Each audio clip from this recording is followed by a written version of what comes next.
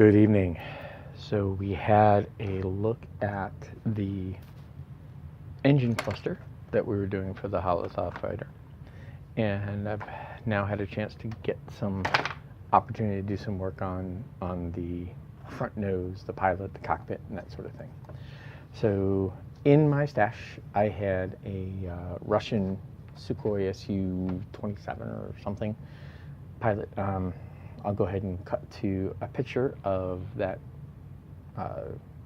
image real quick. So that was a 132nd Russian. I don't know. I will probably put the correct thing in the description because I'll look it up.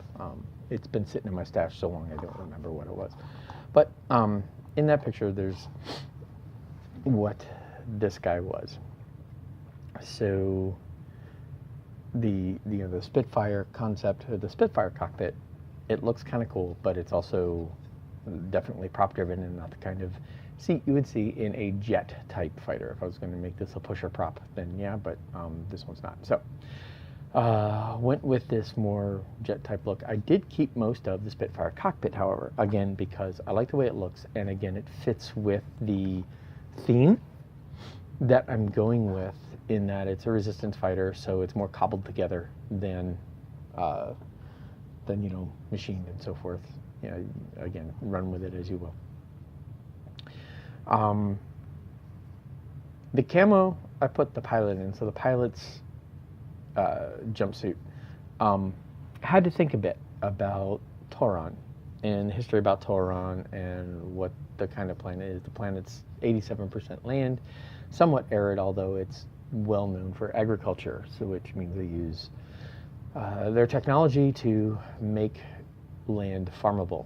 But from my perspective, the way I read that is you have locations that are farmable and lush, but the general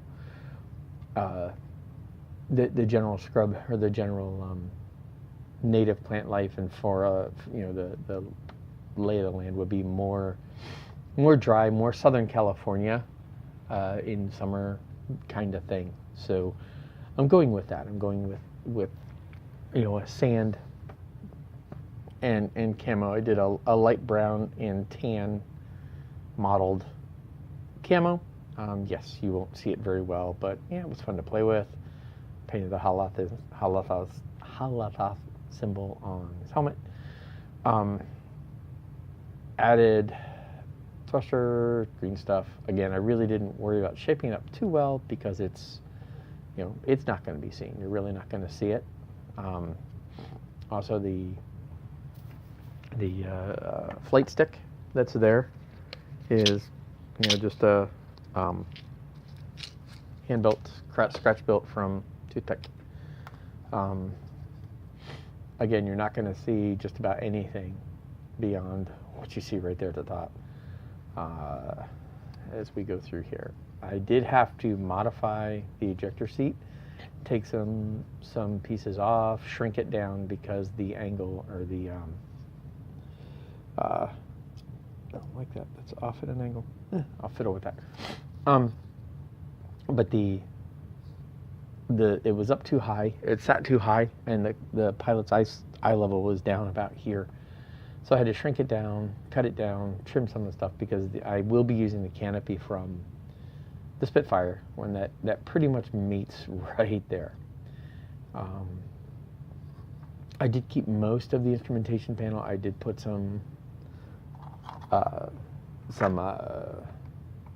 extra detail in there. I set out a couple of panels, just basically cut some sprue and put decals from the F4 just to augment it. Again, it'll be something that will add just some extra stuff to see when you look in. I went ahead and did detailing and washing and so forth on the pilot himself and the cockpit, and you can see it all right there. The back of the cockpit is open. There's that framework there that you can see looking down through here. So what I usually do. I just took cardstock, painted it up, glued it in. That is one of my shortcuts that I will do, that I do a lot. When I need paneling, and especially when I just need to see it from the outside, cardstock. It's plain cards, and this is actually an advertisement from inside a miniature, but it boils down to the same stuff. So essentially, what I'm doing is making it so when you look down through the hole, it all looks, about. It passes the 10-foot rule.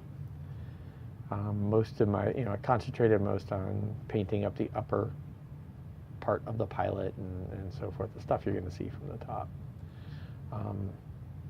Went in, did up the instrument panels, painted those, threw a bit of art coat on the dials and so forth, just to give them a little bit of a pop.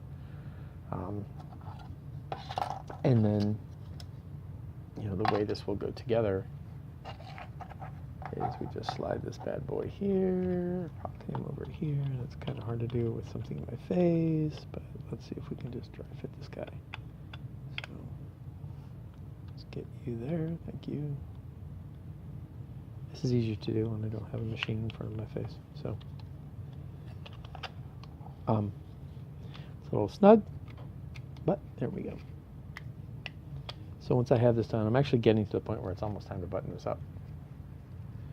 And that will have to be clamped in. And you can see where the wing root was cut away. You can see through the bottom. So I'm going to need to seal that off.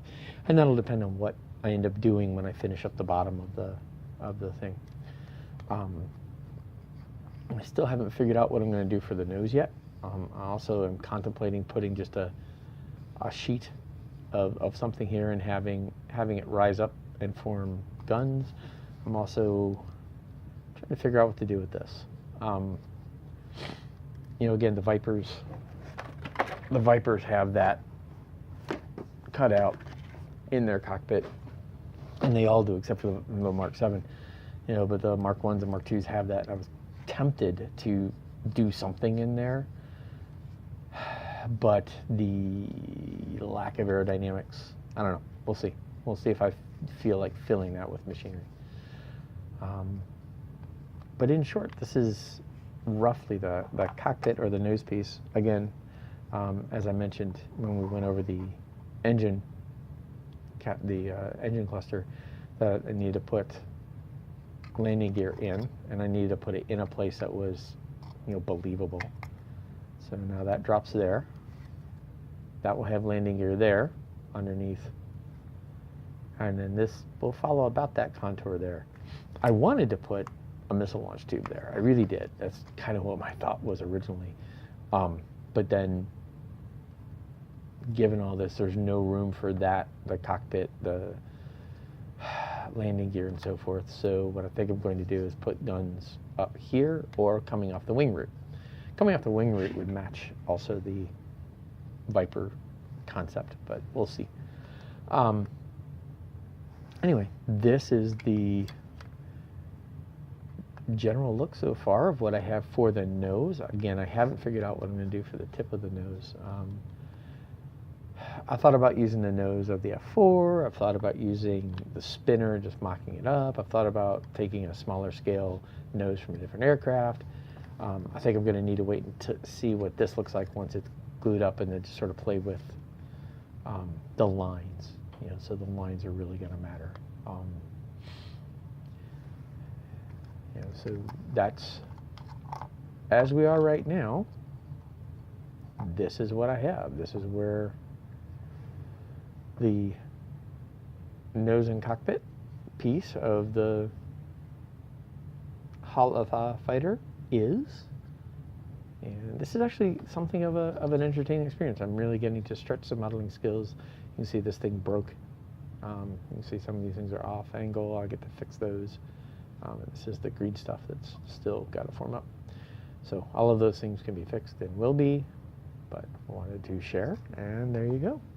Again, hope you're enjoying this trip along this journey with me, this build.